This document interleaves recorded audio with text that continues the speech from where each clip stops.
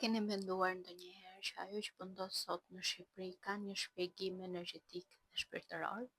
Ajo çka po ndodh sot me popullin ton nuk është asgjë më shumë se sa thjesht një transformim i thellë i brendshëm që njihet ndryshe edhe si spiritual awakening, pra rizimi shpirtëror. Rizimi shpirtëror që po ndodh tani është i dyfisht. Pse është i dyfisht?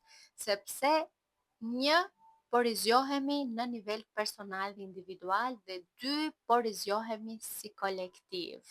Kjo që po ndodh tani nuk është diçka që u krijua nga hiçi, por si pasojë e mira viteve ku ne kemi qëndruar të heshtur dhe ka ardhur pika që nuk mban më ujë pilafi. Ka ardhur pika ku çdo grimcë e jona, ku çdo qelizë e jona po na drejton drejt vërtetës, po na drejton drejt zemrës, po na drejton drejt shpirtit, po mbi të gjitha, po na drejton drejt paraarsve tanë, tokës që ata na lanë, parimeve që ata na kanë trashëguar, po na drejton drejt rrënjëve tona të vërteta. Ky transformim, ky rizim shpirtëror po ndodh për ne në mënyrë individuale, por edhe kolektive.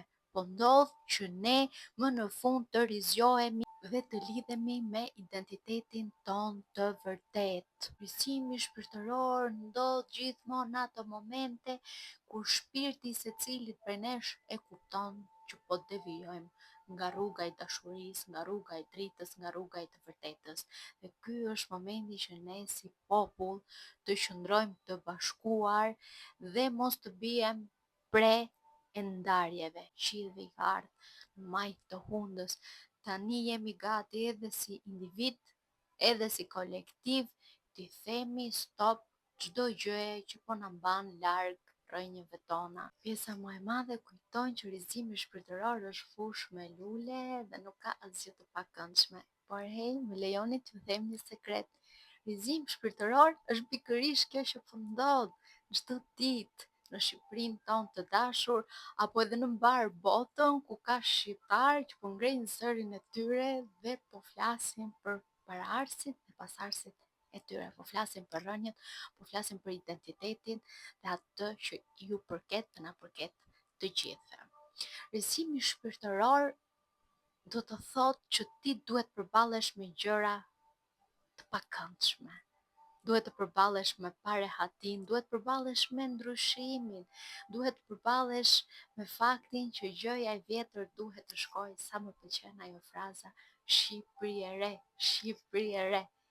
Kjo është bota e re që unë flas prej vitesh.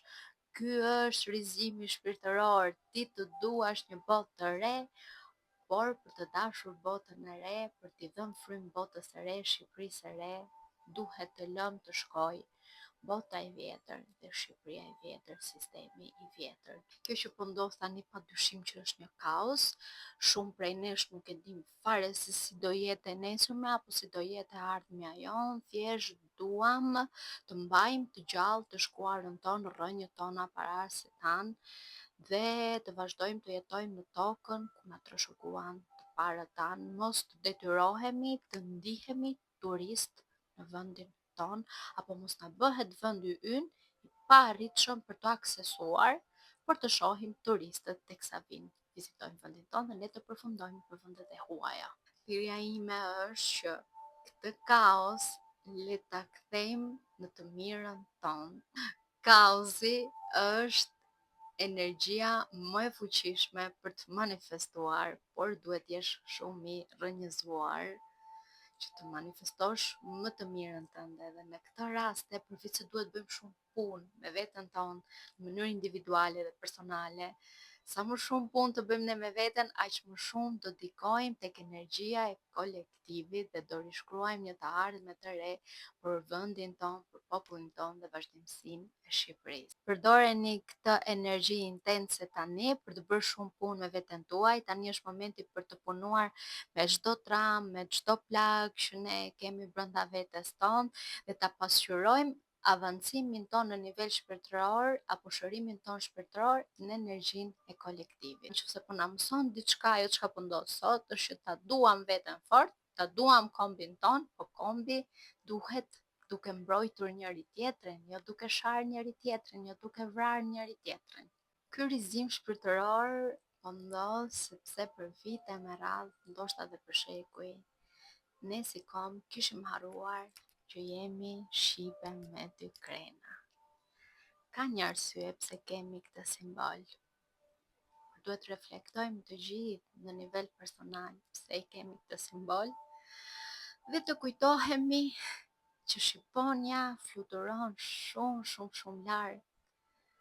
Fluturon shumë lart dhe i shikon gjërat nga një perspektivë tjetër. Ka ardhur momenti që dhe ne të hapim krahët tonë, të fluturojmë lart dhe të shikojmë kombin ton, vendin ton, veten ton, të ardhmen ton nga një perspektivë tjetër dhe kësaj herë të zgjedhim perspektivën tonë më të mirë, jo vetëm personale, por edhe kolektive. Ju uroj një javë të mbarë dhe uroj me shpirt që më e mira u bëft për Shqipërinë tonë, sepse nuk do doja që të vinte një ditë që të zhgënjehem me veten time, që kam besuar fort te Shqipëria dhe kam zgjedhur që të jetoj gjithmonë në Shqipëri. Rrënjtë mjet i kem gjithmonë këtu. Kam një besim të verbër që gjërat në Shqipëri do ndryshojnë dhe do bëhen mirë dhe kjo që po ndodh këto 2 javë është prova e parë që unë e kam pritur prej vitesh. Thjesht uroj me shpirt mos shkënjehem dhe mos jetë thjesht një fazë qullurdie, po të jetë një fazë ku vërtet ta përdorim për të mirën tonë, për të transformuar në versionin tonë më të mirë dhe të japim frymë Shqipërisë tonë të re.